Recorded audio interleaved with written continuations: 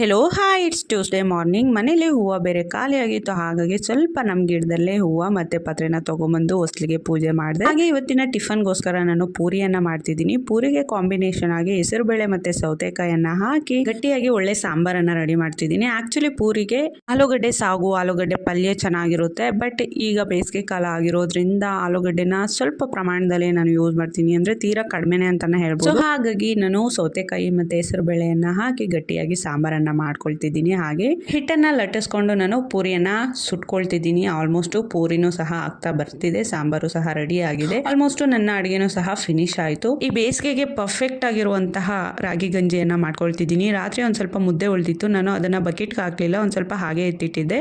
ಒಂದ್ ಚಮ್ ನೀರ್ ಹಾಕಿ ಅದಕ್ಕೆ ನೀರಲ್ಲಿ ಮುದ್ದೆನ ಚೆನ್ನಾಗಿ ಕಿವುಚ್ಕೊಂಡೆ. ಅದಕ್ಕೆ ಒಂದ್ ಸ್ವಲ್ಪ ಮೆಣಸಿನ ಪುಡಿ, ಸಾಲ್ಟ್ ಹಾಕೊಂಡು ನಾನು ರಾಗಿ ಗಂಜಿಯನ್ನ ಮಾಡ್ಕೊಂಡೆ. ಈ ಸಮ್ಮರ್ಗೆ ನಮ್ಮ ಬಾಡಿಗೆ ಒಳ್ಳೆ ಗಂಜಿ ಅಂತಾನೆ ಹೇಳ್ಬೋದು. ಹಾಗೆ ಮಿಸ್ ಮಾಡ್ದೇನೆ ವಿಡಿಯೋ